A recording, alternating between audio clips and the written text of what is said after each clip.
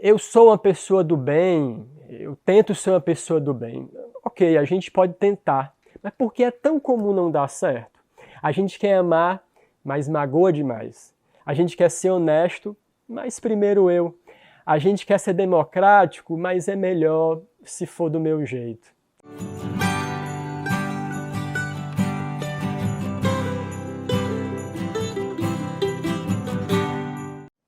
É muito natural dizer quem eu sou quando eu preciso me apresentar.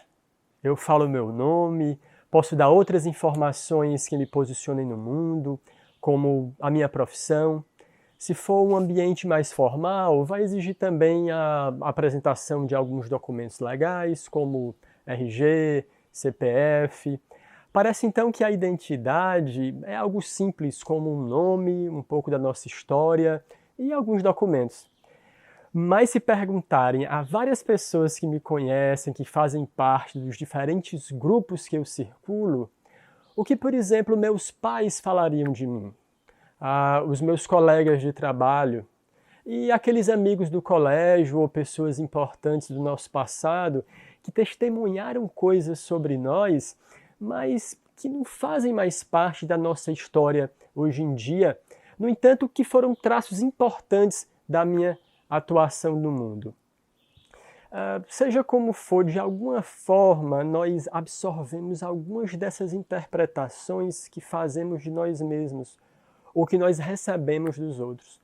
Algumas delas ficam mais fortes ao longo do tempo, e então a gente demarca, essa é a minha identidade. E então falamos, ou pelo menos sentimos, eu sou, com toda a força, amplitude e significado que pode ter essa expressão. Tudo isso ajuda a nós construirmos a nossa identidade, o que nós chamamos de ego. O ego é a função psíquica que nos dá a percepção de identidade, pertencimento, existência. Para Carl Jung, o ego é o centro da nossa consciência objetiva, porque ele estabelece ao longo do tempo o modo peculiar que cada um de nós temos para interpretar, agir, dar sentido à vida. O ego também vai mudando ao longo do tempo e ele assume identidades além do físico, do emocional. Ele tem também o seu lado cultural e social. Afinal, nós também nos identificamos com o tipo de cultura, de sociedade com que a gente vive. É como se fosse uma extensão do nosso ego, da nossa identidade. Por isso que quando a gente viaja, por exemplo, para países muito longe, ou quando assistimos um documentário de países que têm hábitos alimentares ou costumes sociais muito diferentes dos nossos, a gente nem imagina como podem existir, por exemplo, pessoas que comem insetos ou que durmam em camas de gelo. Mas se a gente tivesse nascido nesses lugares, ou se morássemos lá por muito tempo e tivéssemos muitos amigos que fizessem a mesma coisa, seria bem mais provável que essa nova cultura, essa sociedade nos transferiria seus gostos, alguns dos seus valores.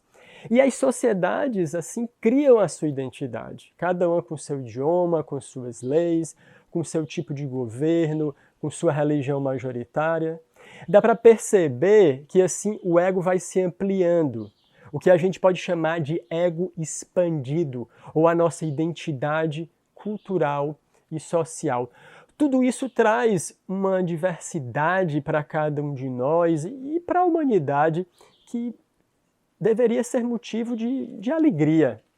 Né? No estado equilibrado, o nosso ego individual e o ego expandido, eles deveriam nos dar uma sensação de estabilidade, de continuidade e serem capazes de organizar as demandas do nosso mundo interior com o mundo exterior. Mas se a nossa percepção de identidade está desequilibrada, eu me torno egocentrado. É quando a ênfase da minha vida ou da comunidade em que eu vivo e que às vezes eu tanto me orgulho, reforça demais a ideia de eu e meu.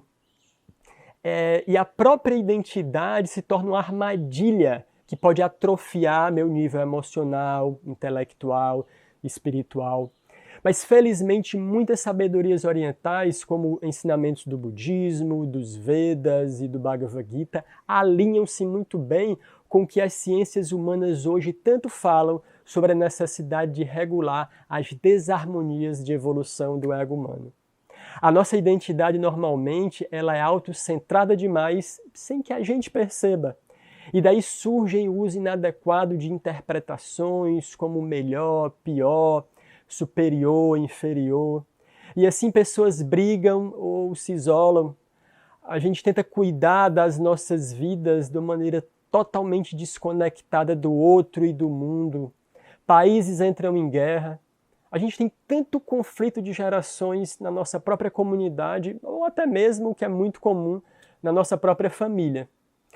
Ah, mas eu sou uma pessoa do bem, eu tento ser uma pessoa do bem. Ok, a gente pode tentar, mas por que é tão comum não dar certo? A gente quer amar, mas magoa demais. A gente quer ser honesto, mas primeiro eu. A gente quer ser democrático, mas é melhor se for do meu jeito. Não é assim que a gente normalmente faz? Errar vai ser natural quando a gente quer o melhor para o outro.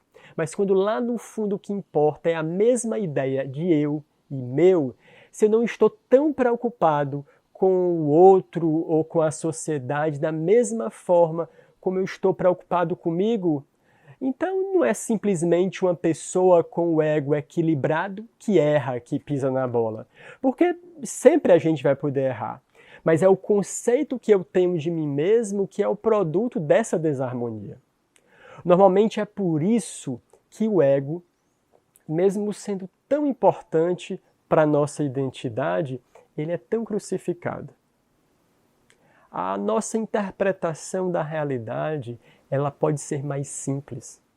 E nós podemos retomar um desenvolvimento mais harmônico a partir de ajustes do meu próprio conceito de identidade, para que eu use o ego a meu favor.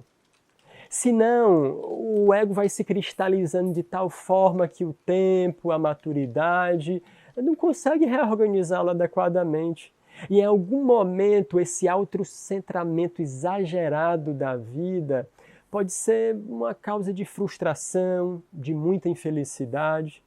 No próximo vídeo, a gente vai falar sobre a consciência humana, onde ego é só um pedacinho que dá a nossa identidade. Aí nós vamos entender como o nosso próprio ego, mesmo com seus muitos dilemas, pode se tornar um potente instrumento de cura interior. Até lá e um grande abraço.